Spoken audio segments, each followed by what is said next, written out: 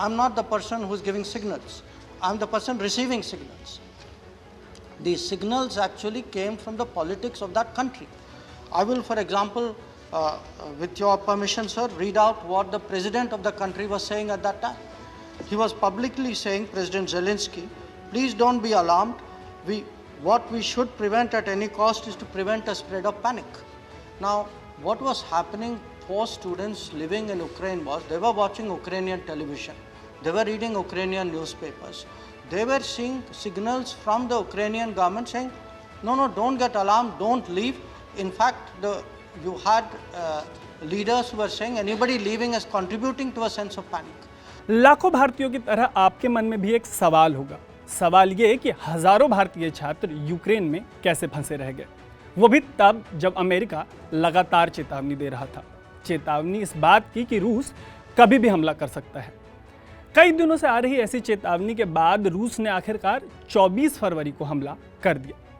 इसके कई दिनों बाद तक हजारों भारतीय छात्र यूक्रेन में फंसे रहे। जाहिर सी बात है कि भारतीयों के फंसे रहने का यह मामला संसद से सड़क तक उठना था। नमस्कार, मेरा नाम है तरुण और आज अनकट आपको ये बताएगा कि जब ये मामला संसद में उठा तो सरकार ने क्या जवाब दिया। छात्रों के यूक्रेन में फंसने को लेकर भारत सरकार ने यूक्रेन को जिम्मेदार ठहराया है। भारत सरकार ने संसद में कहा कि यूक्रेन की तरफ से कंफ्यूजिंग सिग्नल्स मिल रहे थे। कहा यह भी गया है कि यूक्रेन की सरकार और वहां की यूनिवर्सिटीज कुछ साफ नहीं बता रही थी। विदेश मंत्री एस जयशंकर ने संसद में यह जानकारी दी कि इन्हीं वजहों से भारतीय छात्र यूक्रेन छोड़ने को लेकर सही समय पर फैसला नहीं ले पाए। विपक्ष के सवालों से सरकार का बचाव करते हुए उन्होंने मोदी सरकार की भी तारीफ की है। तारीफ करते हुए उन्होंने यूक्रेन के सूमी में सीज फायर का हवाला दिया। विदेश मंत्री के मुताबिक इसके लिए पीएम नरेंद्र मोदी ने रूस के राष्ट्रपति पुतिन और यूक्रेन के राष्ट्रपति जेलेंस्की से खुद बात की थी। ये जानकारी बेहद अहम है क्योंकि यूक्रेन के खार्किव के अलावा सूमी ऐसा शहर था जहां भारतीय छात्र बहुत ज़्यादा खतरे में थे। विदेश मंत्री ने संसद में सुओ मोटो लेते हुए यह बयान दिया। हिंदी में इसका मतलब होता है स्वतः संज्ञान। सुओ मोटो वाले मामले में सरकार या कोर्ट किसी शिकायत या सवाल के बगैर फैसले या जवाब देती है। इसी सुओ मोटो वाले बयान में विदेश मंत्री ने आंकड़े देते हुए कहा कि ऑपरेशन गंगा की शुरुआत में 4000 भारतीय यूक्रेन से निकाल लिए गए थे। हालांकि 18,000 भारतीय तब भी इस युद्धग्रस्त देश में फंसे रहे। शुरुआत में ही हमने आपको बताया कि विदेश मंत्री ने यूक्रेन की सरकार और वहां की यूनिवर्सिटीज को इस पूरे मामले के लिए जिम्मेदार ठहराया है। विदेश मंत्री ने संसद से कहा कि वहां की यूनिवर्सिटीज ने ऑफलाइन क्लासेस को डिस्करेज किया।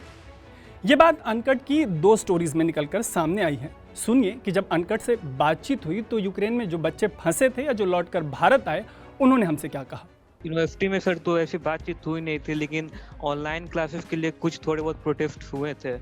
बाकी सर उसके बारे में उतना आइडिया है नहीं, लेकिन क्लासेस ऑनलाइन फिर भी नहीं हुई, ऑफलाइन ही चल रही थी हमारी। इन छात्रों से जो हमारी बातचीत हुई है, अगर वो आपको पूरी सुननी है तो उनके लिंक्स हम आपको इस स्टोरी के डिस्क्रिप्शन में दे रहे हैं। इसके अलावा संसद को यह भी बताया गया कि यूक्रेन की सरकार लगातार कंफ्यूज कर रही थी। बार बार ये अपील की गई कि मीडिया में आ रही युद्ध की जो सनसनीखेज खबरें हैं उन पर विश्वास न किया जाए। इसके लिए संसद में यूक्रेन के जो राष्ट्रपति हैं जेलेंस्की, उनके भाषणों का भी हवाला दिया गया।